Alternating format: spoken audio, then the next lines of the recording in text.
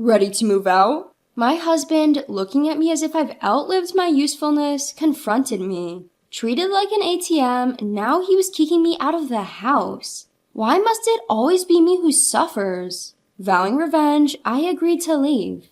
But this was part of my plan to retaliate. My name is Nancy, aged 46. I work at the City Hall as a civil servant. After graduating from a community college, I have devoted myself to my job for 25 years. I got married to my husband, Bob, when I was 25.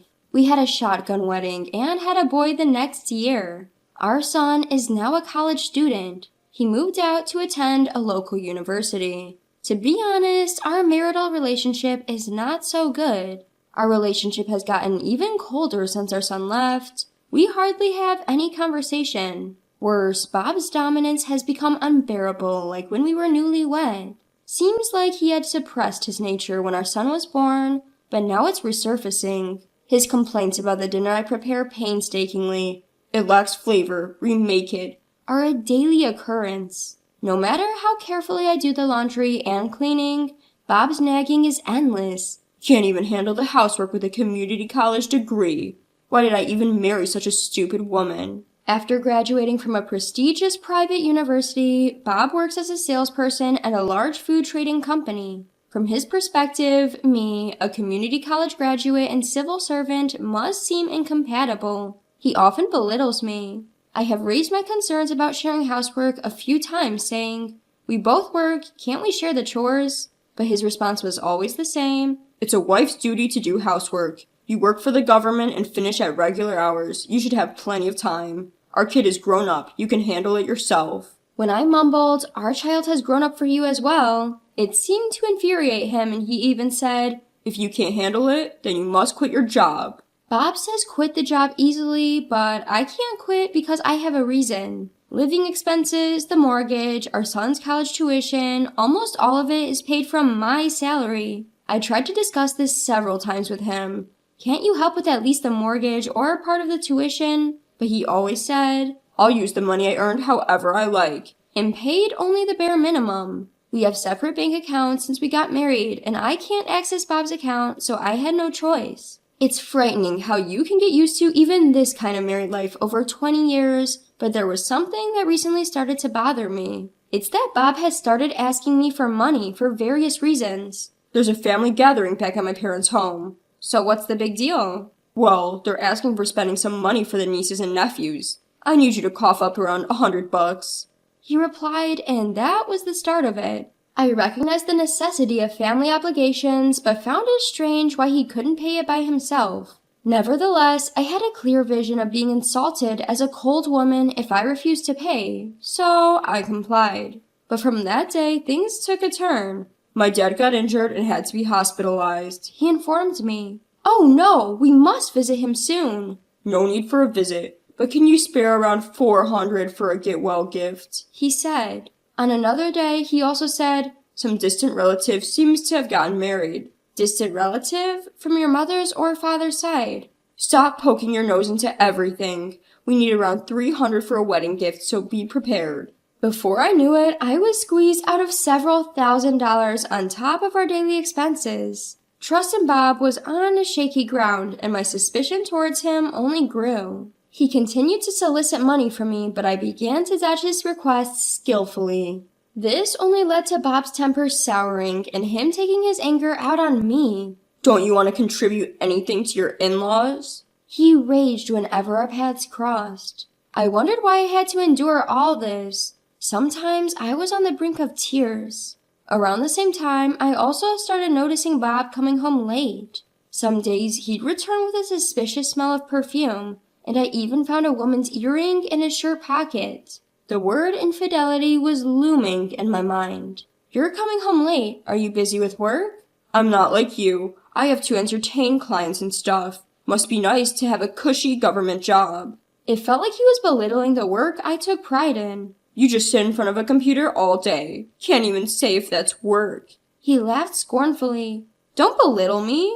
There were times when I raised my voice without thinking. Our arguments became more frequent. I couldn't understand why he had to go this far. Despite me handling most of the expenses every month, I miss the old days. He used to be such a kind man. I can no longer remember what attracted me to my husband, Bob, and why I married him. Then there came that day. My dreadful hunch turned out to be precisely accurate. It was an unusual day when Bob got home early. You're home earlier than usual today. I've got something to discuss. Discuss? I asked, confused. Suddenly, Bob bluntly said, Get out of this house.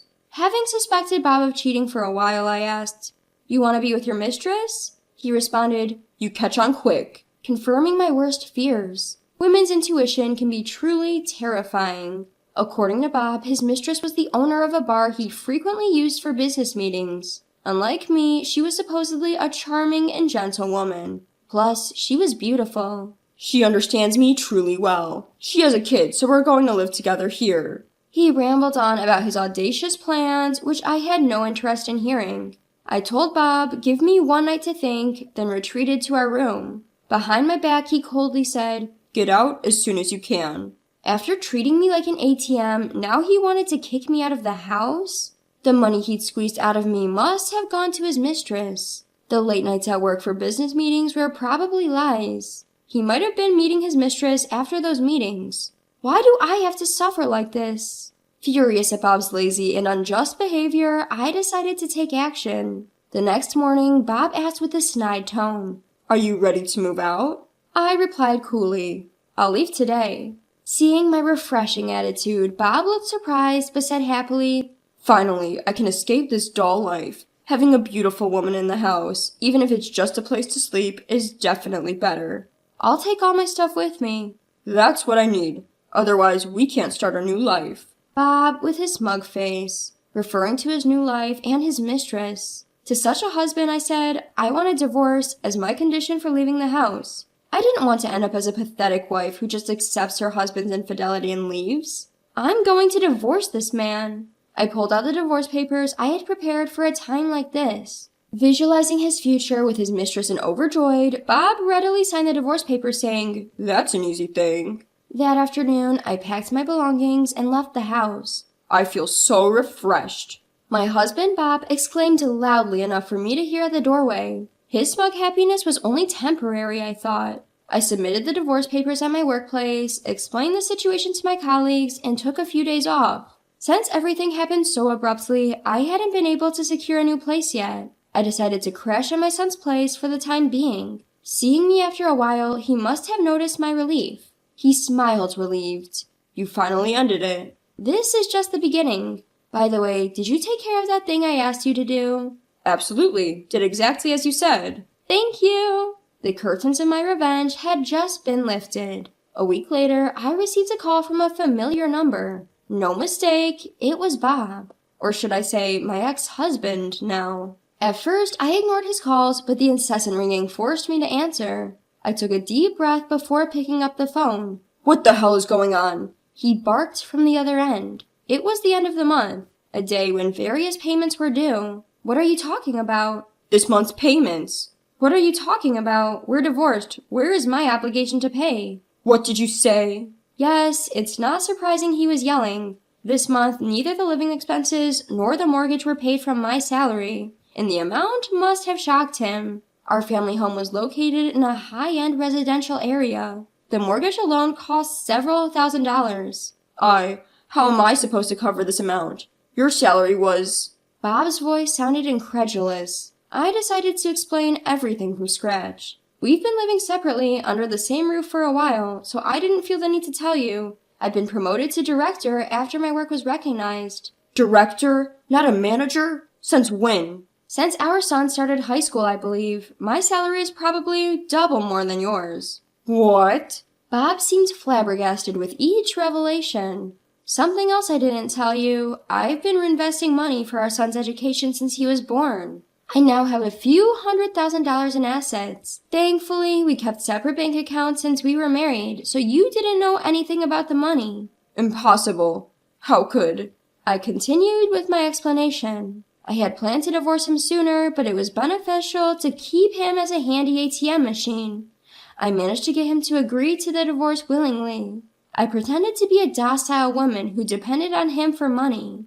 I told our son well in advance that we were planning to divorce and suggested he go to a local university. Everything was part of my plan. After I finished speaking, Bob was speechless. How does it feel to be countered by your wife, who you've looked down upon because she only graduated from a community college and worked a cushy government job? He probably never thought I'd be this forthcoming. He was at a loss for words. Isn't it strange that he never questioned how we maintained a middle-class lifestyle and beyond? Of course, since we're divorced, I have no obligation to pay anything that I used to, including this month's payments. Isn't the condo in your name? Shouldn't you be the one to pay the mortgage? Where are you? What? I'll come to get you. Tell me where you are. Bob managed to utter. They told me at work that you were taking a few days off, but they don't know where you are. How am I supposed to live now? He mumbled. That's no surprise, since I've gone into hiding with the help of my workplace and our son. Of course, I also enlisted the help of my parents and relatives. Thanks to that, Bob seems to be at his wit's end. Why don't you work and earn your own money? Of course you won't be able to live as comfortably as before with your debt, I said coldly, and I could tell Bob was taken aback. How do you know that? Simple, just hire a private investigator. It's a surefire way. It turns out that my ex-husband Bob was squandering most of his salary on gambling. As a result of his debts, he had been paying them with the money I was providing for our monthly living expenses. Are you insane, Bob, giving money to your mistress on top of everything else? One day, I'll throw your words back at you. Why did I marry such a fool? I retorted mercilessly, leaving Bob breathless and silent again. After a while, Bob suddenly softened his voice. I admit I was wrong. Can't you come back to me? I was totally wrong. Please tell me your address. I want to apologize in person. He kept throwing out lies just to keep me on the line. Seemingly, he hadn't learned his lesson yet, so I decided to reveal 2 more truths to Bob. By the way, have you checked your mailbox? Why are you asking all of a sudden? Haven't seen it yet, huh? You should have received a bill for alimony. Bob may not realize this, but I never said anything about an amicable divorce. He was the one who committed adultery. Obviously, I have the right to demand alimony from him. But even at this point, Bob insisted, I've never said I cheated on you. Having anticipated this, I told him, the bill for your alimony is accompanied by your report of your adultery investigation and evidence photos. Actually, most of the content of this report is thanks to the efforts of our son, not the private investigator. One day when I visited our son John, Mom, I have this. What is it, John? What John slowly pulled out was a photograph capturing Bob in the act of cheating. You didn't divorce because of me, right? I couldn't do anything until now, I'm sorry. Don't worry about it, John. I wanted to be of some help. According to John, he had been running around collecting evidence during his spare time from school and work. He made the effort even though he lives quite far away from our home and had to spend his valuable days off. I couldn't waste the evidence that John had worked so hard to gather. Knowing Bob, he'd surely try to wiggle his way out of this, so I had prepared thoroughly. There's one more thing. What more could there be? Have we received any notification from our son's university yet? What kind of notification are you talking about? About the tuition fee withdrawal. What? Yes, the procedure I had asked our son to handle was to change the account for tuition fee withdrawal to be under Bob's name. That's because the tuition fee for this semester is going to be withdrawn soon. Wait a minute, let's talk this through calmly. I am perfectly calm. He should feel somewhat relieved that our son didn't enroll in the same prestigious university as Bob did. Our intelligent son, against Bob's objections, studied hard and enrolled in a cheaper, local university in Idaho. But still, even just the first semester tuition fee will cost thousands of dollars. Since the deadline for alimony is approaching, please transfer it sooner. Please, give me a break. Why don't you stop making a scene? I won't have anything to do with you anymore. Saying that, I hung up the phone. Later, I heard through the grapevine that after the assistance from me stopped, Bob had to sell the condo where he was living. Now he is living in a run-down 500-square-foot apartment that is so old. Without any source of money, a desperate Bob tried to keep me involved, calling me again and again. I don't know what kind of woman his mistress is, but it seems she's not willing to help him. I heard later that apparently his mistress had even left him alone. I had a private detective track his mistress too.